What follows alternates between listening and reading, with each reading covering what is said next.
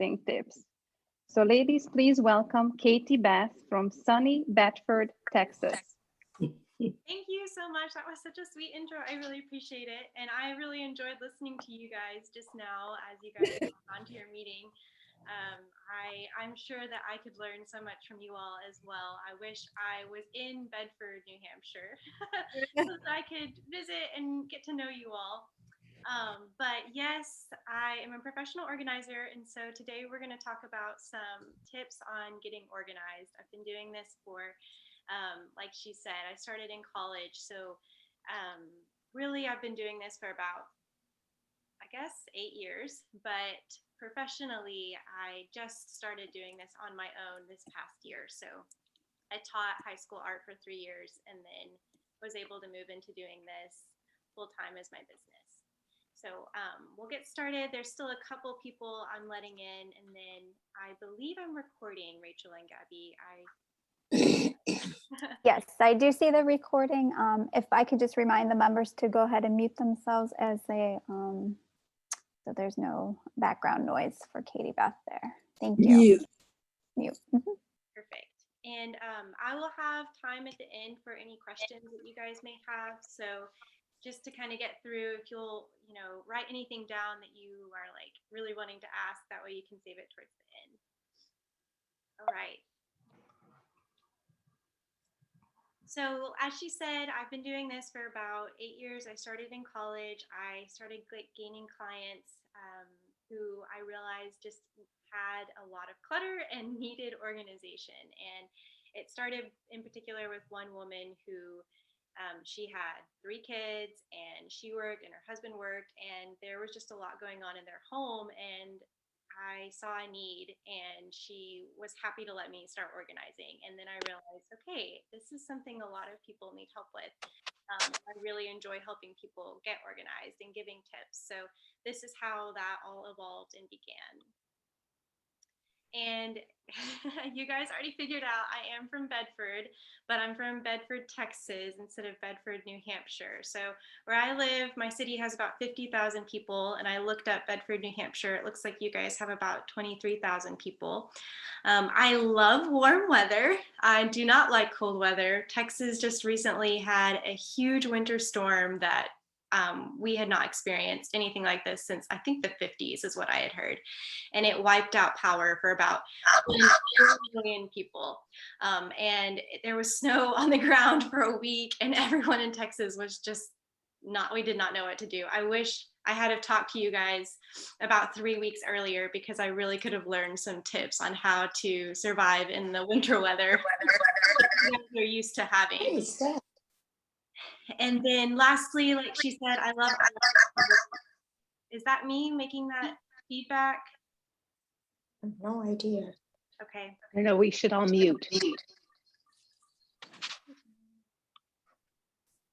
Everybody turn on mute, please, except for the speaker. Yes, thank you. I think I can mute all just to make it easier. Here we go.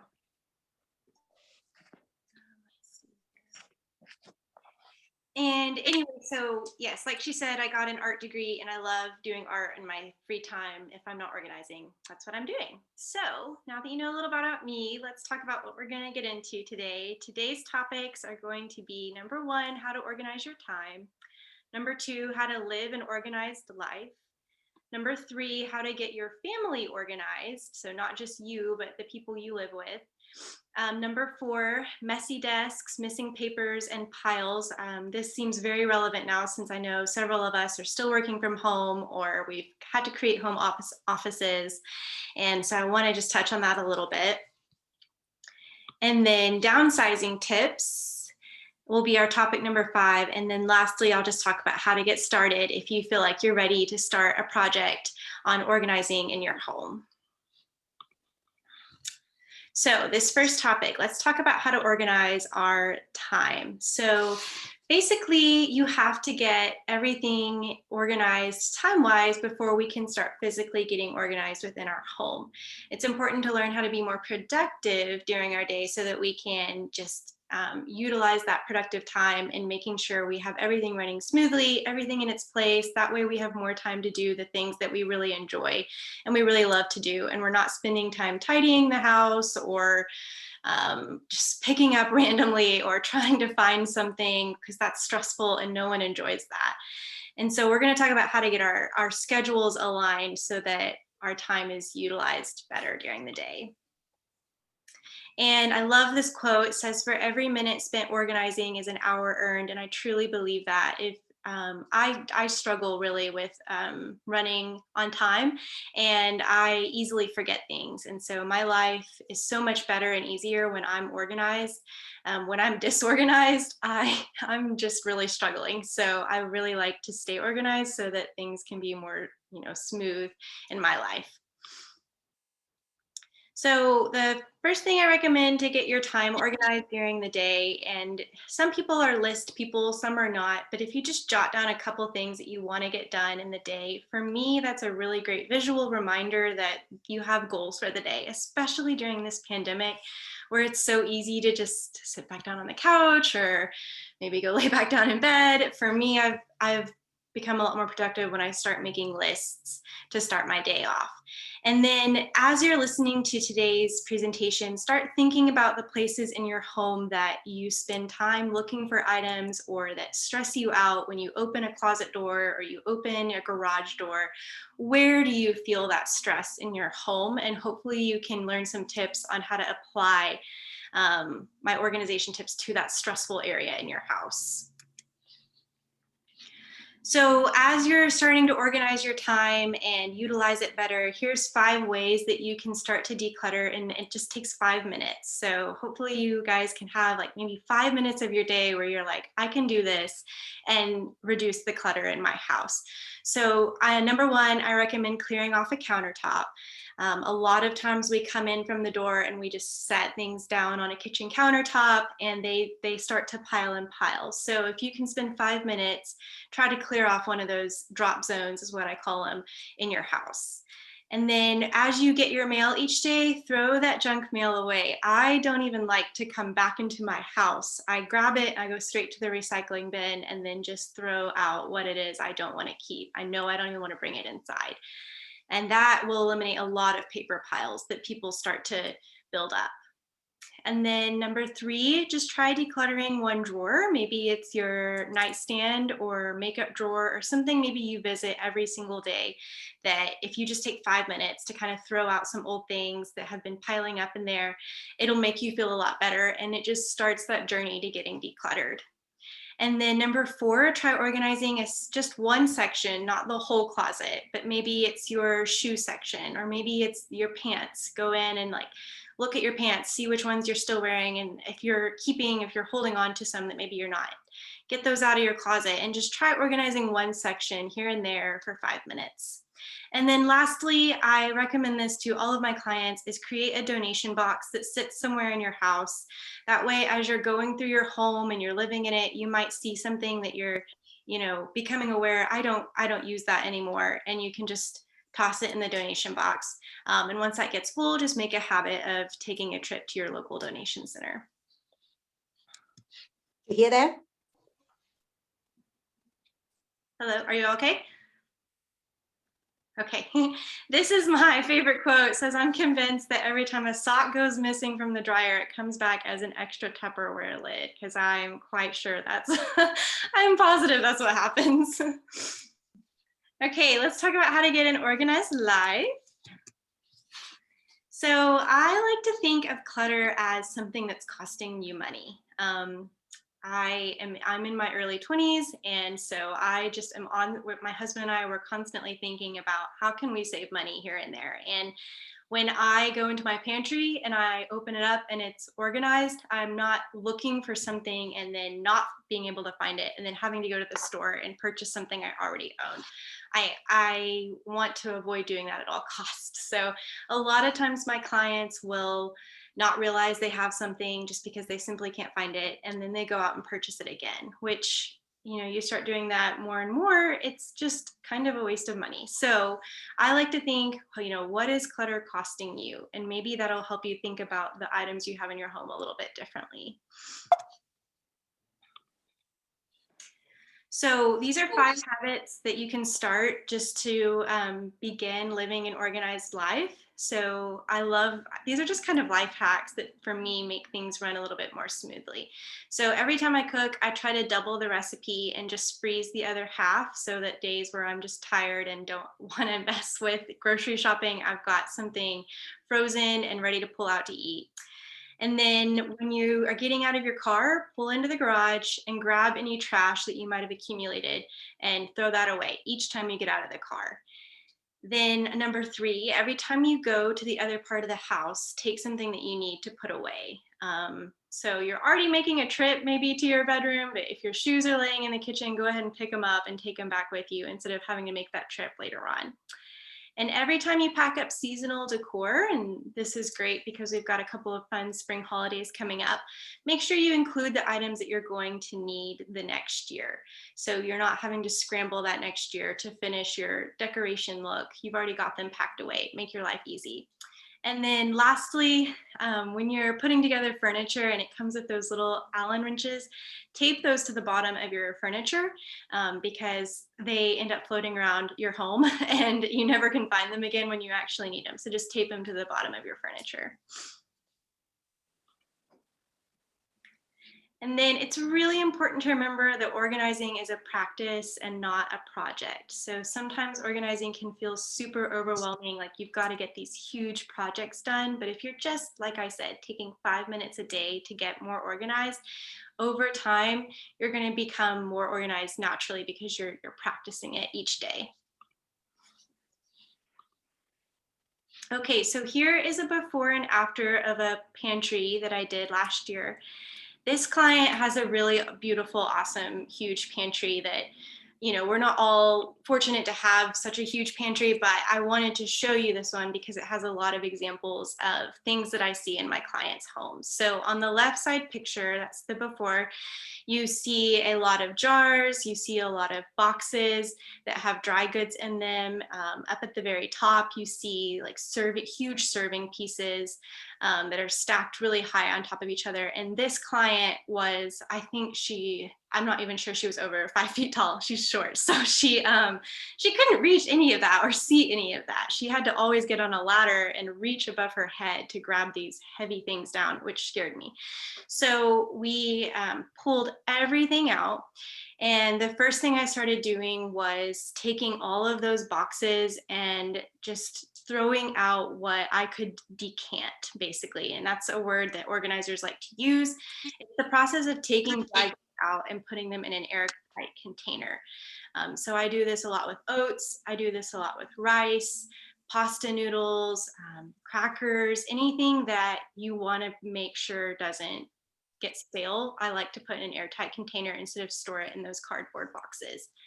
And then next I started taking all of the bottles and I put them on Lazy Susans. If you look to the right hand side, you can see 4 Lazy Susans. I love those for tall glass bottles like oils, just so you can turn them and more easily see them, especially if it's on a Good idea. shelf that you can see.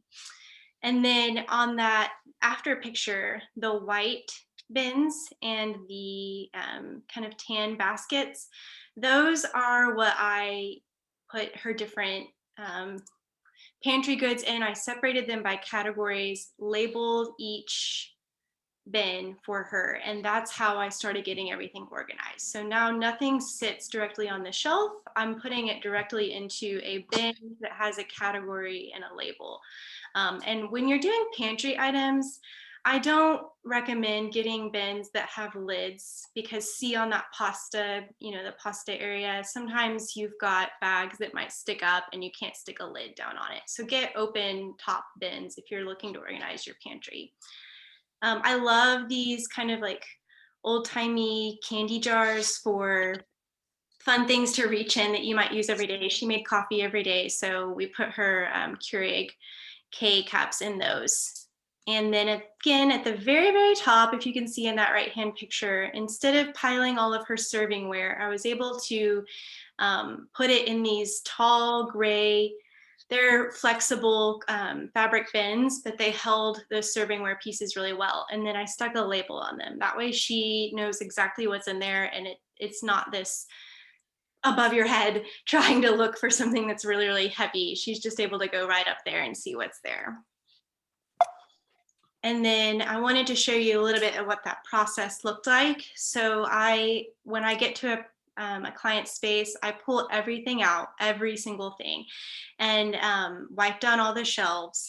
And so I recommend that to anyone who's wanting to start a project. It's really important to pull everything out and touch everything and look at it. Then wipe all your shelves down, and then you can start putting things back in. And this was on the right-hand side, just one picture of one area of things that we had started to pull out of the pantry. It was all through her kitchen and all through multiple rooms in her house. It gets messy. It gets worse before it gets better when you start organizing. And here are a couple more afters. I loved these baskets on the floor, those navy ones. Those are really great. She had like huge chip bags that we put down in there. She had like lunch boxes. She had those thermal cases you might bring with you to a party that you travel with. We stuck those down in there, just bigger items that didn't fit on this shelf. And then you can see more of the dry baked goods. Let's see what I do. In those clear containers, just so that keeps them airtight, and she can see how much she has left instead of sticking the flour bag or the sugar bag into your pantry. Also, these airtight containers are great for eliminating bugs. I know that's kind of gross to think bugs in your pantry, but if you've ever had meal moths in your pantry, they're impossible to get rid of. And so when you start keeping these dry goods in airtight containers, you can eliminate that potential headache. And then I like to think of clutter as nothing more than a postponed decision. So if you start looking at items each time you bring it into your house, thinking, is there a spot for this? And if there's not, what do I need to do with it? Instead of setting it down and thinking, oh, I'll get to that later. That's how clutter just, starts to build over time. Okay, so let's talk about how to get our family organized. So that can be sometimes the tricky part. I have clients that are ready to get organized, but they've got to get their kids or their spouse or whoever comes in their home on board. So let's talk about some tips there. So I want to talk about the difference between a neat person and an organized person.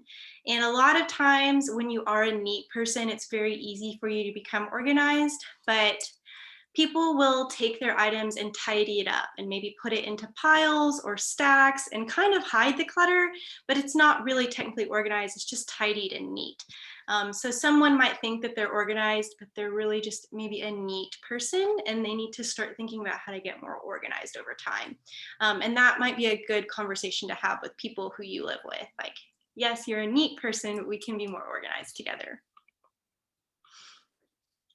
And then this is a public service announcement that the top of your refrigerator is not a shelf. And I like to tell some of my clients that they store things up there, and I'm like, this isn't a shelf.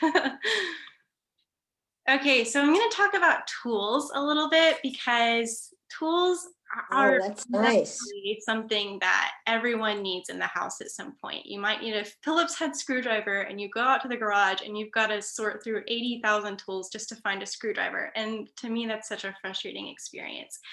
So I recommend these metal bars that I hung on this client's wall for kind of everyday tools that you might need, like a hammer, screwdriver, pliers. Those are really awesome for just a grab and go tool. And then a lot of times when you purchase a toolkit, they come in those plastic carrying cases. And I actually take all the tools out of that, and I throw away that plastic carrying case because they never close and they're annoying to me. So I throw that out. And if someone in your family likes to carry their tools in those canvas kind of like toolkit bags, I also take all the tools out of that and then just use those for maybe transportation. But they tend to become like a catch-all. You just start throwing tools in those canvas bags. So don't use those to store tools. Use these bins with labels on them for your tools. So maybe you've got a set of wrenches. I would create a bin for wrenches, label it wrenches. That way you can go shopping basically in your garage or your closet or wherever you store your tools. Think about like trying to set up your spaces as a store would. So stores make things really easy for their clients to find. You want to make your home like that, easy for you to find the things that you own. And then these are 2 kid rooms. So if you've got grandchildren or kids that are naturally either neat or would thrive with an organized room, the right-hand side is a bedroom that 2 little boys shared.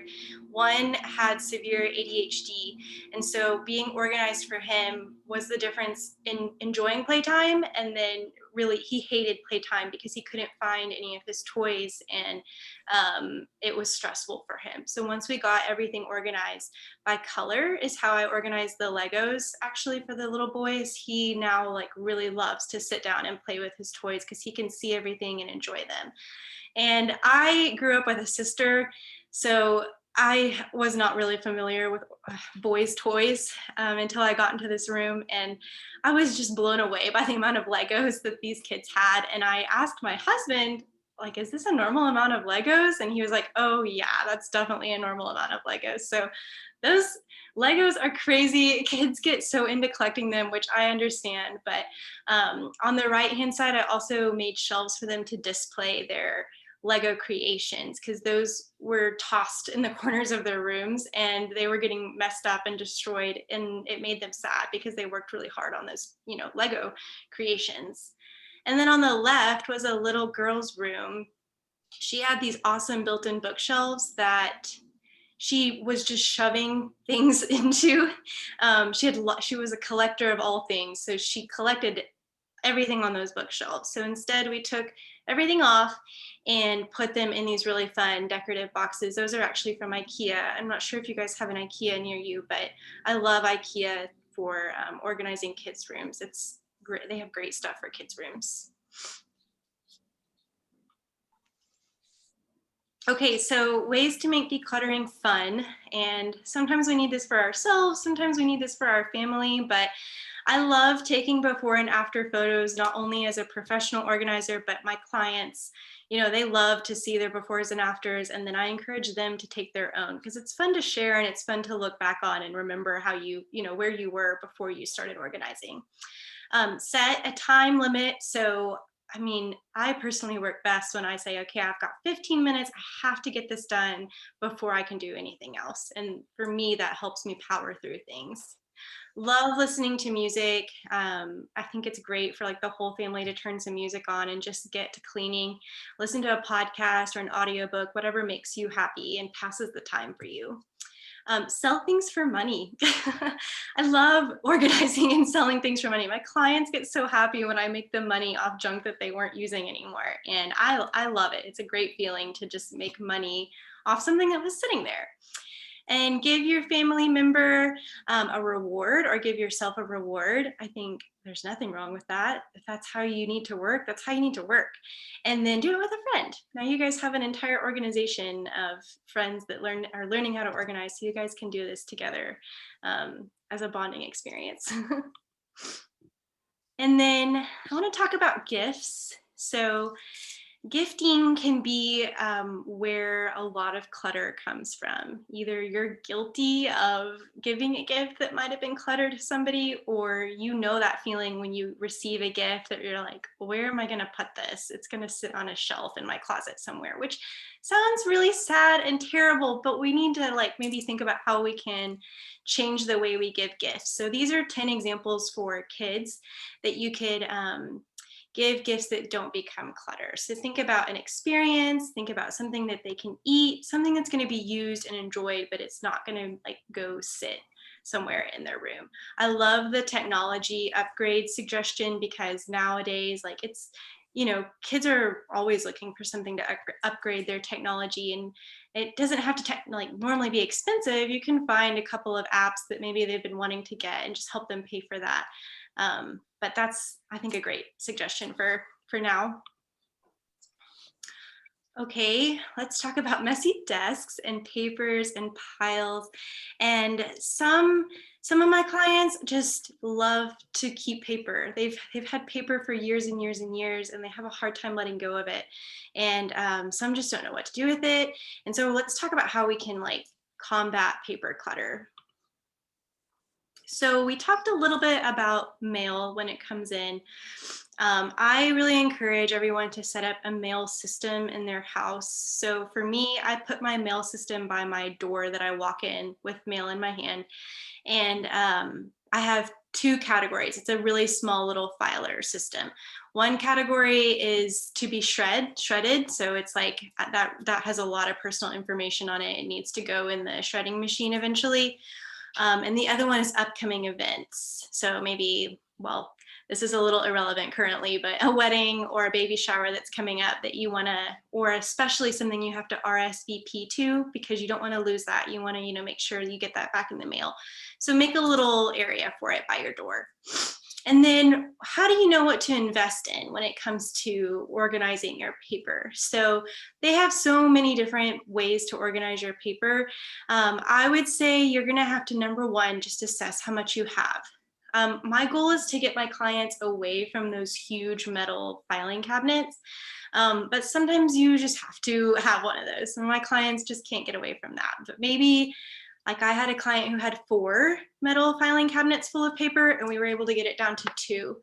And then maybe someone who has 1 metal filing cabinet can get it down to something that's more attractive, cute, and can sit on a shelf and it's small. I'm going to show you in the next slide some of my favorite paper organizers. The one on the right, I personally have, and I keep that in, I keep all of my like really important documents in there, like our marriage certificate or a birth certificate, things that you don't want to lose. And so that just is in a really safe place in my home, but that's really the only thing I personally have in terms of paper storage in my house. But if you need a little more than that, these boxes are awesome. This is from the BWC collection from Container Store. And I just love that collection because they have all these really awesome products for paper storage. I love stackable drawers too. They're great. Great for your desk. And then always, try to find something that you can put a label on the outside of so you know what's in there, especially if it's not clear. Okay, and then if you can get away from storing paper in person and start moving towards digital, I would recommend that for sure. So digital organization, it can be a little overwhelming. So I'm going to talk about a couple of things I'd recommend just to get started. So anytime you've got a paper that you're like, I want to hold on to this, but I don't really have a place for it, I would start getting used to scanning it into your computer. And I actually use an app on my phone to scan, and it's free. But you may have a scanner that's built into your computer. But just like a physical file, your digital files have to be organized as well. So if you can visualize it like you would a filing cabinet, think about your computer as a filing cabinet. But instead of organizing things on your desktop, I would really try to get things on like a Google Drive or just an external drive that's not on your desktop, just in case your computer crashes. You don't want to lose. All of those are really important files. Google Drive is what I use. I love it. I file everything on there. And so Yes. just created categories for each basically each part of my life that I feel like I need to start storing things digitally.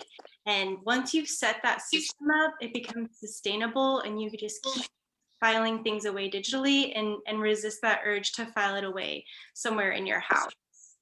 This paper gets heavy, and if you ever have to move and take those filing cabinets with you, it's really hard to get all that paper out of your house. It's a difficult task.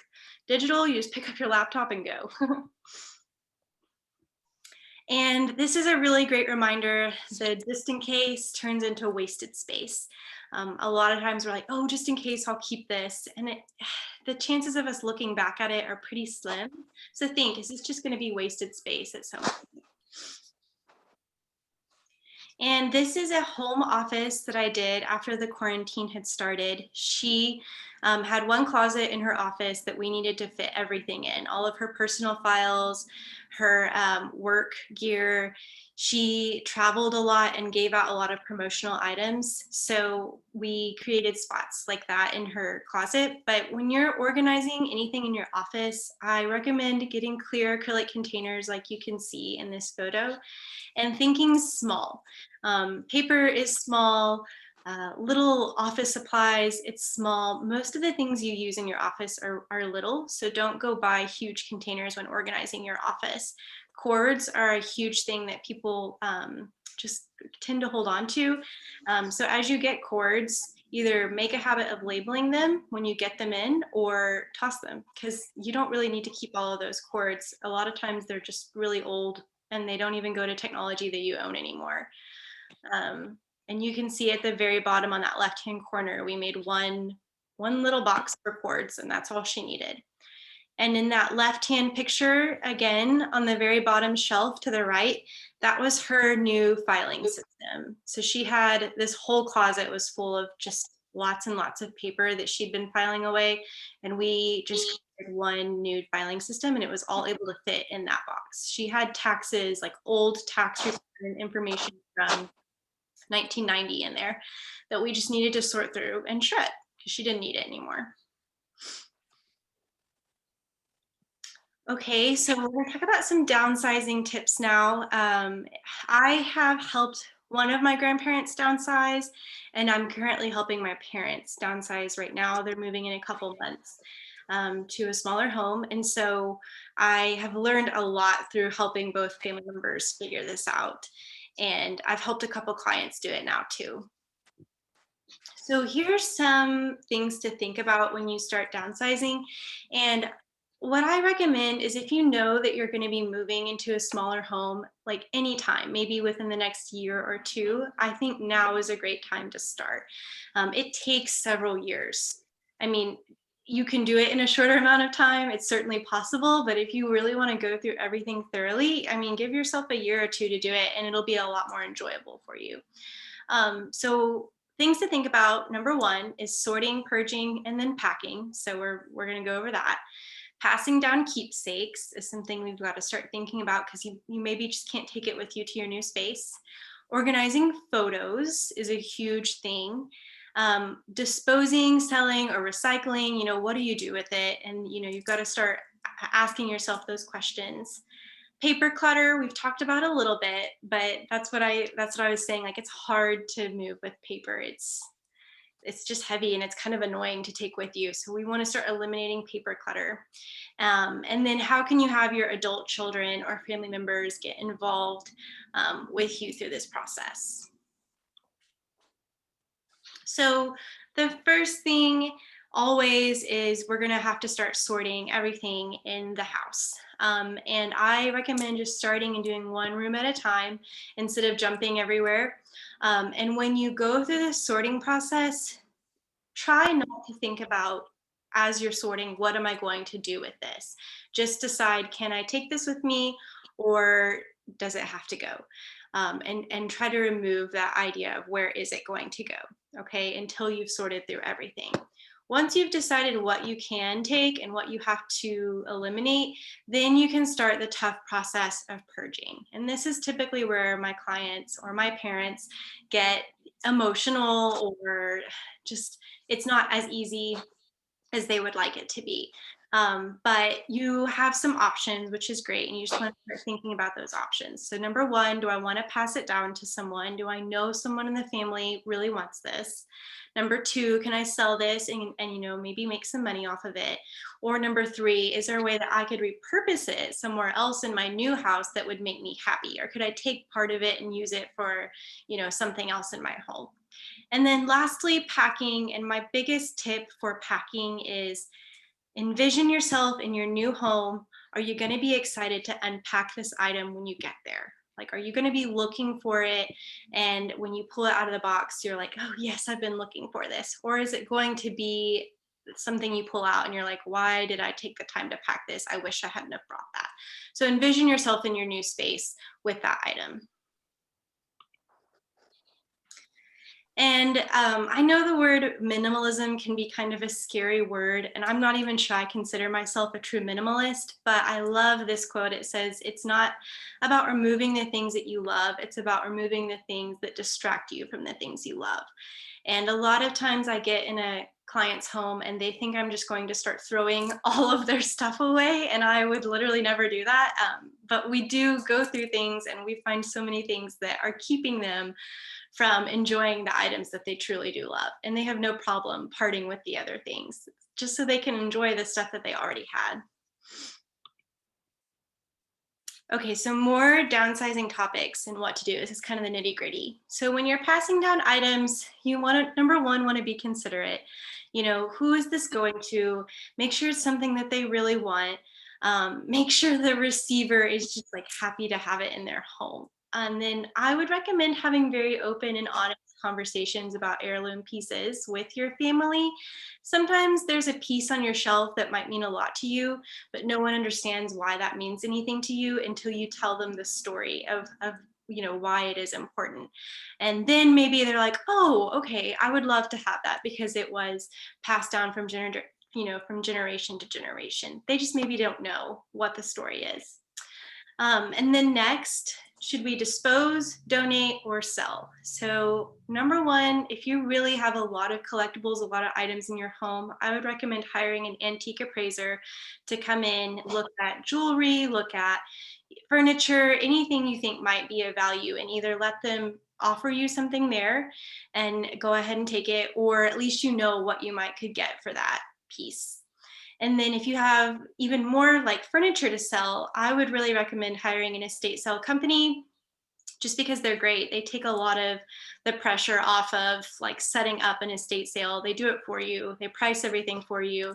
And I mean, I've had several experiences with estate sale companies, and it's all been very positive. And then lastly, when you go to donate things, which can be hard sometimes, make sure you're donating to a cause that means something to you.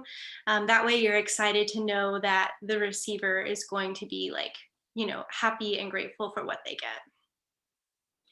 And then let's talk about organizing photos. So I just recently helped a client organize their photos, and it was a very fulfilling process. Number one, because her gorgeous passed on photos that she, I mean, had accumulated from multiple generations were being ruined because they were in the wrong kind of album. They were turning yellow, they were getting really weak. And honestly, I think if she had waited another 5-10 years to organize these photos, they would have potentially not been able to been saved. So we got all of them out of her original storage, and I actually have pictures of this process to show you, but it made a huge difference. And what I think made her the most happy is just knowing that eventually someone else is going to receive these photos, like her daughter, and she's going to pass them on. And her daughter's going to get them in a really good condition, and she can pass those on again and again. You just want to make sure they're protected and have like the date and the name written on the back of them. That way people can recognize who these people are down the road. And then lastly, paper clutter. So like we talked about, start scanning things in, eliminate those huge metal filing cabinets that are hard to move with you. And then I would recommend getting rid of old taxes. I mean, old tax filings. That's what a lot of people tend to hold on to. Old mail is what a lot of people tend to hold on to, and then old correspondence. And a lot of people ask, what should they do with like birthday cards or Christmas cards that they get? You've got some options with that. You can, scan those in, keep them digitally. A lot of times people will make like a digital photo book out of some of their most special handwritten letters they received from someone who's maybe passed away. But your Christmas cards that you get every year, unless you're just really emotionally attached to them, I recommend not holding to those because they start to build up. And so do the birthday cards. Hold on to the special ones, but maybe, try to part ways with some of the other ones. And then if you can involve family members, I totally recommend doing that. I have really loved helping my parents and my grandparents downsize because I've learned a lot about our family history. And when things got touchy or things got emotional, we just stepped away, did something else for a while, and then came back to it later on instead of like tried to just keep on trudging through. Sometimes it's not worth it. That's why I recommend starting early, so you have time to step away if you need to. So here's pictures of those photos that I was talking about. In this next slide, this is what they were stored in, the top right-hand corner. They were in these old albums that were sticky, and you like set the photo on the sticky album and then a clear sleeve went over it. And it was really hard to remove them from all those sticky pages. And then this middle picture is what the process looked like. So they were all in crazy piles everywhere with sticky notes letting me know, what boxes and what files they needed to go into. With the 4x6 photos, I stored them in these white and gold boxes. Those are from Hobby Lobby. They're photo boxes, and they come with files on that right-hand side. You can see how they've got little categories, like honeymoon is the one I've got right there. That was an entire vacation box. We just categorized it by the trip. So that fit the 4x6 photos. And then these craft colored boxes, those are 8x10s, and that is what we used for either the 5x7 or 8x10 photos. I slipped them down in this acid-free photo protector and then just wrote with a Sharpie on the outside who it was or a date that I needed to remember, and then we stored them in these boxes. And then they were all in one spot, and then anyone who comes over to their home can really like sit down and enjoy these old photos and like talk about them and look at them together. And something great to remember is that your home is a living space and not a storage space. Okay, so this is our last category, and it talks about how to just get started with the whole project. So number one, I recommend starting small. If you're really overwhelmed, start with a drawer, like just a simple junk drawer, maybe one in your kitchen.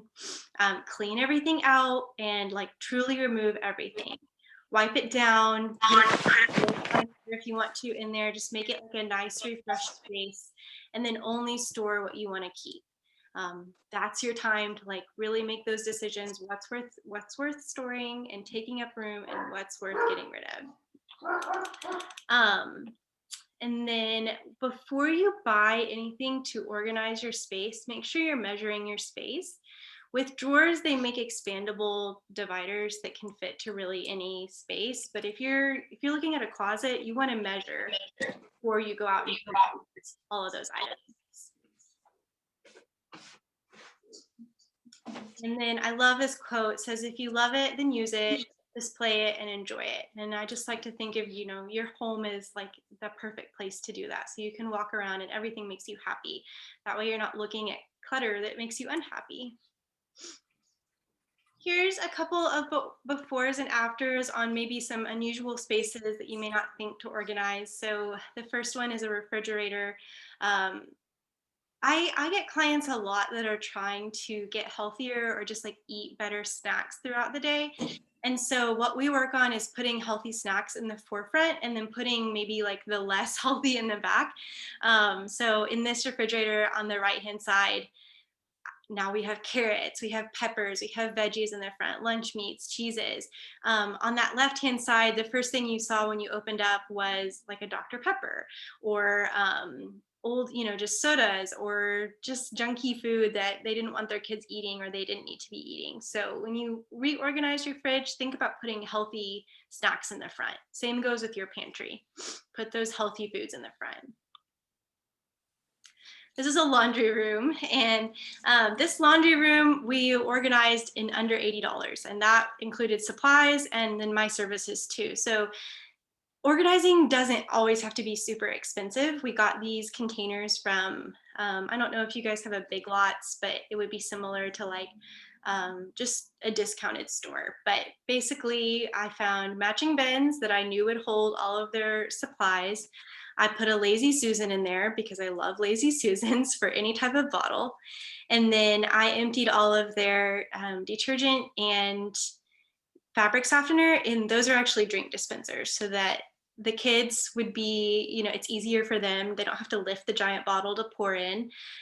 They were trying to get their kids to start doing laundry. And then also they could just see when they were running low, because it's hard to see when you're running low on those bottles. This is just a good visual. I put matching hangers in there for them. That way when they go to hang things, they're not just, you know, putting it over the hang bar. They've got something that keeps it more organized.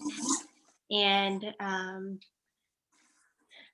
yeah, that's about it on that laundry room. It was just a budget-friendly laundry room.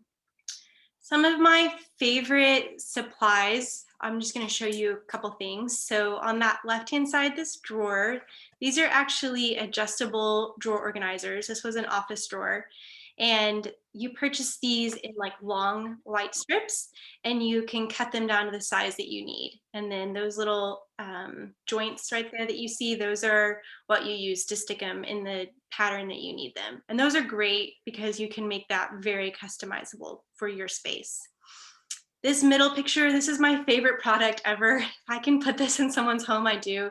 They are pull-out under cabinet drawers. So if you have really deep cabinets that are low to the ground and you have a hard time seeing inside of them or reaching back into them, and it becomes something that people just start shoving stuff back into, then get these under cabinet drawers, and they mount inside of the cabinet. So you like screw them in, and then you can put really heavy items in there too. It's like, you know, you just are able to pull it out and use it much better than reaching into your cabinets. And then I love these pan organizers and baking sheet organizers. They're great for, you know, eliminating that from all toppling on top of each other or stacking it. It's really hard to get a pan out when it's all stacked on top of each other. So if you can file them like that, it makes your life easier. Smaller, lazy Susan. Here's some more of those under cabinet drawers I wanted to show you. These are from Home Depot, actually. The ones before that were from the Container Yeah, Store. so you're not always having to move it. Yeah, you just spin it around and find what you need. Let's see, I'm gonna find y'all to mute your microphone. Katie Beth, could you ask to mute, or please mute everybody? I don't see my option to mute everyone. Let's see. Try that again. There we go. Let's see. Let's go back. Oh, no. Okay. Anyways, here's those under cabinet drawers. I installed them on actually all 4 of these areas because she stored a lot of glass heavy serving items, and they were really hard for her to lift out of there. So, man, like I said, I use these whenever I can. I love them.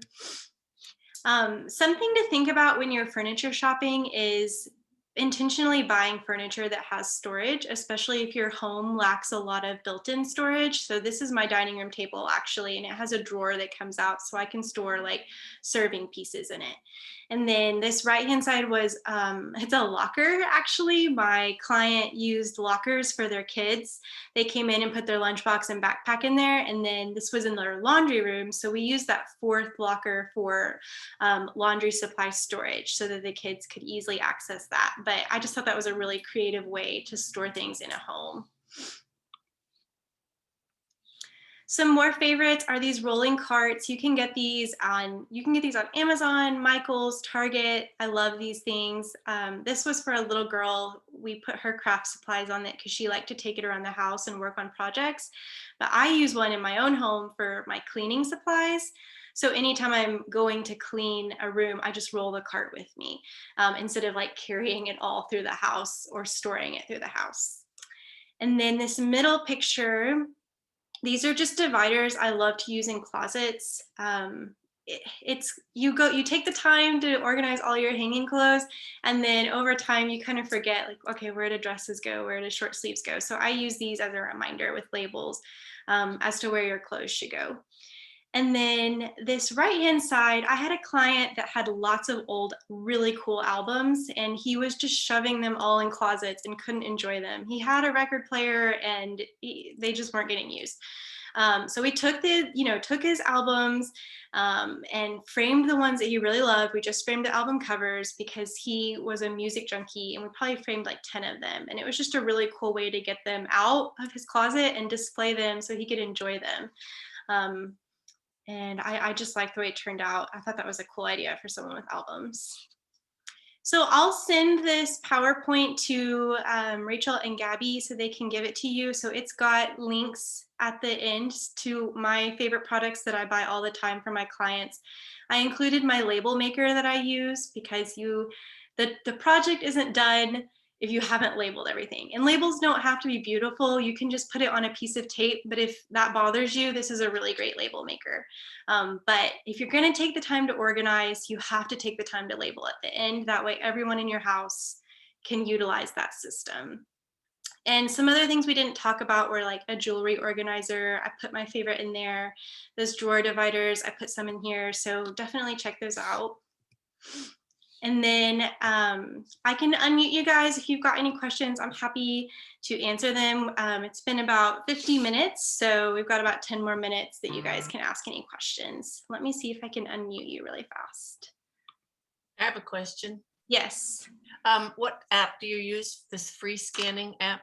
It's called CAM, C-A-M, scan. CAM. C-A-M is in Michael? Or Yes. C-A-N? Yes, like a camera. Oh, CAM, got it. Thanks. I have a comment. Okay. When I heard this woman say, or when I heard you say, one of your clients threw out some tax returns from 1990. Yes. Last week, my husband and I were on a shredding binge, and we shredded tax returns from 1965. Okay, you have them beat. Now, they were his, because I was a kid. Yeah. Melinda, we've still got ours. Get rid of them. Get rid of them, yes. You don't need them. I think the rule is 8 years. So after, He said 3. 3? I used to think it was 7, but he says now it's 3. Okay, keep them till 3. Or just digitize them and don't even store them in paper at all. I have cardboard files downstairs that have tax returns from 1965. Oh my God. Oh, wow. Get 'em. And wouldn't that just be a bummer to have to move those boxes with you? Those cardboard boxes, that's a lot to move. Oh, here's another thing my husband says. Oh no. He says, when you have these boxes, and we have basements up here, and he says if 3 moves equals a fire. So if you've got the same box that you've moved to 3 different houses and you haven't unpacked it, you can consider it having burned up in a fire. That's a good one. Yeah, 3 moves is a fire. Yeah, like that. Oh, Maybe we have a fundraiser for the Women's Club. We can rent some big shredding truck and people can come over with their stuff. That'd be fun. my city has a day where you can take your paper and shred for free because actually shredding can be expensive if you have to go. Right. Maybe look and see if your local town has something like that. I saw someone posted something on Facebook just the other day that there's a business nearby. Yes, Bread Shed. yes, I guess yes. if you have It's this in Mount significant Vernon. amount, you can bring it there. I can't remember where it was. It wasn't immediate. Mount Vernon. Okay, yeah, I was going to say Milford or something. Yes. It wasn't I immediate, wanted to but not mention it far. to Irene. Yes, I think we can send it to the ladies. It's just good to support maybe a young new Yeah, business. and if you're doing mega cleaning out where you're going to have boxes of sensitive things to shred, it makes sense to bring it there instead of taking time to do it all by yourself. Or you might only have, like I have a small desktop shredder for little things, not for when I'm getting rid of a whole year's worth of garbage. Right. That's going to take a long time to shred everything, no doubt. Yeah. That's awesome. Do y'all have any? This was excellent. Thank you. Yeah, this was good. I'm almost motivated. We're at the point of our kids are all gone. We're not quite ready to downsize, but like in about 5 years, I can see us not still being in this house. And the kids' rooms, of course, they're not shrines, but they're all exactly the way they were when they left for boot camp or college. And they all have plane rides away, not drive away. So I haven't been able to shove boxes on them whenever they visit to say, take this with you. So it's going to be a colossal project of cleaning out. And get them involved when you can, and knowing that they have to go home on a plane is really going to. oh yeah, well at this point too, if they had, my youngest moved out in 2013, if she hasn't missed whatever since then, I take that as permission for me to throw it away or dispose of it any way I see fit. Right, I think that's a good way to look at it, no doubt. Yeah. Katie Beth, I have a question.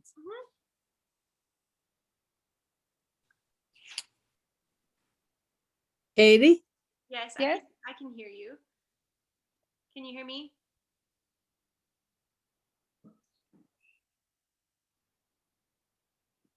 Are you Jen, we lost you. I was wondering about books. What do you do? We have a lot of books that I'd really like to get rid of. It seems a shame to just take them to the dump, Oh, no. but I don't know that anyone else is interested in them. So you guys might have a recycled bookstore near you, which if you do, I would recommend that as your number one choice. I would always call foster parents, foster homes, see if they need books for certain ages. Public schools will typically always take books. When I taught art, I actually loved books to like collage. We would make projects out of books. So definitely don't throw them away. There's lots of schools that would probably love them, or foster care homes, or a recycled bookstore. And Goodwill takes books too, or women's shelters, they take books as well. Okay, thank you. I think we have in town some containers which are for books. Maybe at the transfer station, I saw one. Like you can actually throw in your books Okay. Oh, and they will go to the places where it's needed, I guess. I take, okay. I didn't know that. I take a lot of books to the library and just offer whatever they want to do with them. I Yeah. don't care. Some of them they sell. I don't know what they do with the rest. Melinda, they have not been accepting them this year because of COVID. Yes. Well, but before that. Yes. Yeah. But yeah, library is a great option too. That's a good Thank you, everybody. I have to go to another meeting. Bye. Bye, Madonna. Bye, Hi, Madonna. When, Katie, when you were talking about heirlooms and passing down stuff, I looked at my china closet the other day, and I decided that if I weren't around, who was going to know? My daughter would probably remember some of them. So I opened up the doors, I took a picture of the whole closet, then I took a picture of the left and the right side of the 3 shelves, and I went on my computer and I did a key for people, and I put like me equals Marilyn, Con, Frederick, and my mother and father, and anybody who had a relation to an item in the china closet. And then I typed up who it was. It was, for instance, Kimberly, who's my daughter, brought this platter for me from Istanbul. And so there's a key and there's a description of what's in there. I taped the descriptions to the back of the photos, put it in an envelope, and put it in the china closet. I love that. Wow. Very detailed, and I adore that process you just talked about. That will let everyone know from years on what all of these pieces mean, so you don't accidentally do something that means something to you. That's an awesome idea. Thank you for sharing that. Love that. I'll have to share that with my clients. Idea. Are there any other questions I can answer for you guys? I know that. Yes, I had a question. Oh, go ahead. Do you have any suggestions for what to do with thousands of recipes, many of which I've inherited from my mother, my mother-in-law, my grandmother, many of them handwritten on cards. And I sort of hate to throw them out. They're almost like a history heirloom, I don't use a lot of the recipes, but I just feel overwhelmed. Have you ever had anybody ask you about what to do with recipes? Yes, and there is a company there's several that I would recommend taking photos of all of those recipes and having them put in like a hardbound book, so that it's almost like your own little cookbook. But like my favorite is Artifact Uprising, and they're a little pricier, but their quality is really awesome. But Shutterstock, any of those kind of like online photo album websites would be great to print out like a hardbound copy of all your recipes like that. And you can do multiple per page so that it's not this huge book. And I would print multiple copies to give to anyone in your family that might be interested in having that cookbook sort of thing, like a family cookbook. Great idea. Yes. Thank you. Actually, yeah, Betsy, that's what I thought about. That's probably these days it's the best thing to do, like everything to put into one of those, books, like from Shutterfly. You can easily do it even yourself or with your daughter together. Yes. And it's just so much easier to look through it. And I think it will be even used much more than just lying around on those little cards. Definitely. Katie Beth, do you have ideas for jewelry storage? Yes. Well, okay. So I wish that, I don't think I can, let me see if I can click that link and see if it'll go to it for you. Let's see what happens. Can you guys see this? Yes. Yes. Okay. These are my favorite ways to store jewelry. It depends on what you have in your closet. So this is what I recommend for bracelets, earrings, anything that you can set down in there. Necklaces are great because they're velvet lined. But you have to have shelves to put these on. So if you don't have shelves to put these on, I would recommend either hanging your earrings in, trying to think where I've seen some really great earring hangers. But I would recommend like a freestanding earring hanger that can sit somewhere in your closet or in your bathroom. And then also a freestanding like bracelet holder. Think about what you see on display at stores, how they display their bracelets, how they typically display their necklaces. They're hanging from like a key-shaped necklace hanger.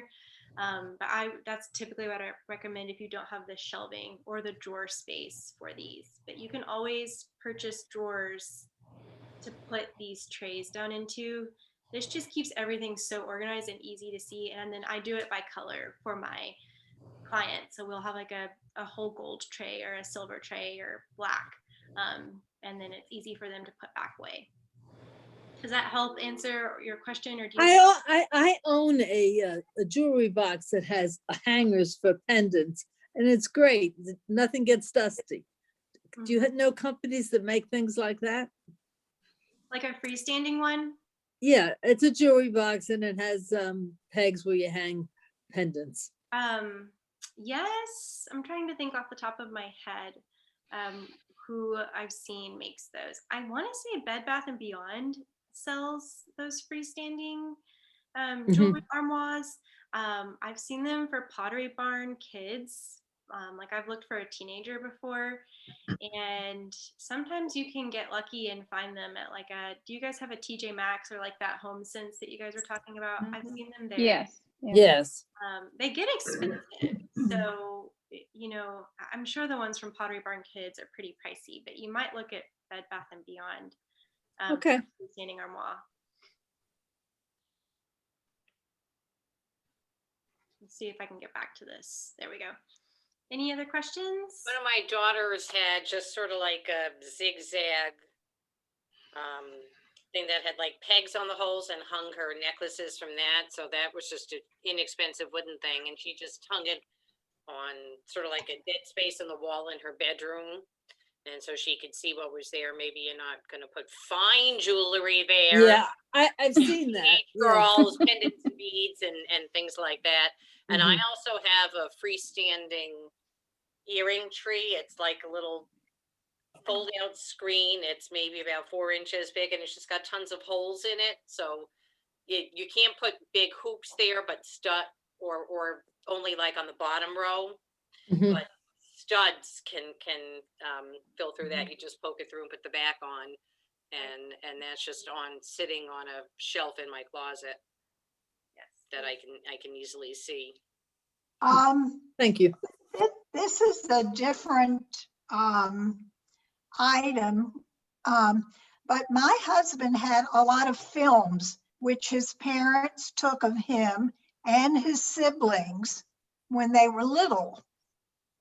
And my husband and I are at the point now where we have grandchildren. So this was quite a while back. And he sent them to a company. Oh, now what was it called? I think iVision, which he found online. He sent these reels, these old reels that were taken, in the 50s. And they sent them back to him as videos. And he was able to give each sibling a copy. So, which I thought was wonderful because we just had stacks of all of these reels. Yeah, that's a great service. And they get destroyed actually over the years because that film is very sensitive. Yes. So it was probably a good time to catch it, to do it now, because that's the thing that I also have it from my parents. These, what are these called? V8 movies. My dad was with a camera filming. Yes, and, yes. And I would love, you know, my kids to see it, but for me to put it onto that, you know, machinery, and it's so delicate. My dad told me before he passed away that those are so fragile that if you don't store them, you know, at the right temperature, even, you know, it's too hot, too cold.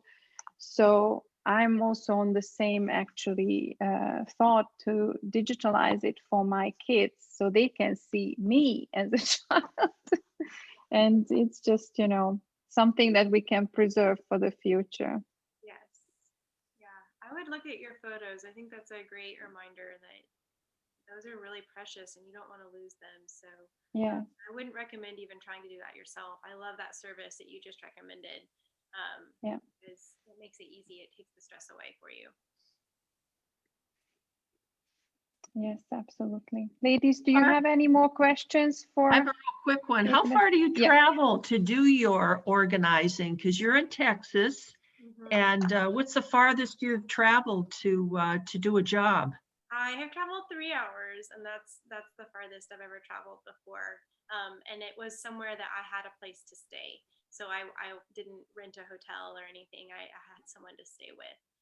But normally, the city I live in, my biggest city near me is Dallas, Texas, or Fort Worth, Texas. And so those are each about 30 minutes from me. And I do that whole area, Dallas and Fort Worth, and then in between.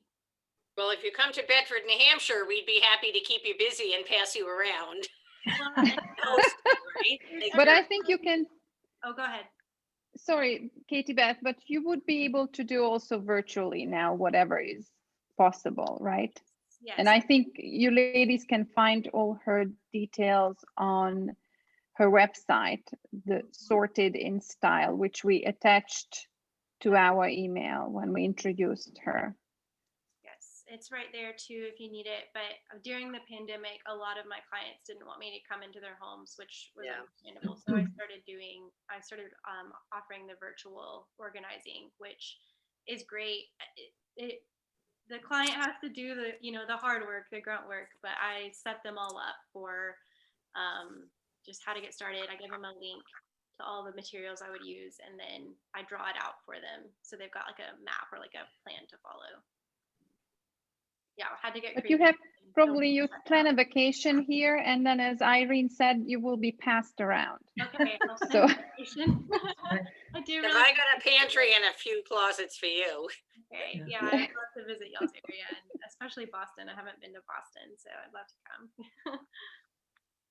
Well, thank you. I thought your presentation was excellent. I loved your PowerPoints, and I've watched a lot of different decluttering presentations, but I thought yours was one of the best. That means a lot. Thank you so much. I really appreciate that. yes, it was absolutely refreshing. I think we all needed something like that. Yeah. I mean, So ladies, this is your last chance to ask question. I don't have a question, but I gave the wrong title. This service was actually called Memories, that digitized all of our old films. Okay, that's great. I thought the presentation was very helpful. Thank you so much. You're so welcome. Thank you. Yeah. I'm writing that. Good ideas. I just have to jump in and start somewhere. Yes, we will send out to you the recorded presentation so we can look through it again and maybe start working these steps which Katie Beth recommended to us. Thank you so much for being with us today. Thank you. Thank you, Rachel. Thank Thank you, Bedford. I really enjoyed meeting you guys. Thank you. Yes, y'all Thank have you a so wonderful much. rest of your Yep, day. thank you. Rachel, Gabby, do you know if Thank you, Katie Beth, and we stay in touch with you. Yes. Do you guys know if I just stop, if it will save that recording? Is that what I do? Yeah, go ahead and stop that. And then let's see. Well, Screen share. I'm going to stop sharing. okay. Yeah. It's still We have the full recording. screen. Do I just press end, you think? Oh, pause, stop recording. Here we go. Stop.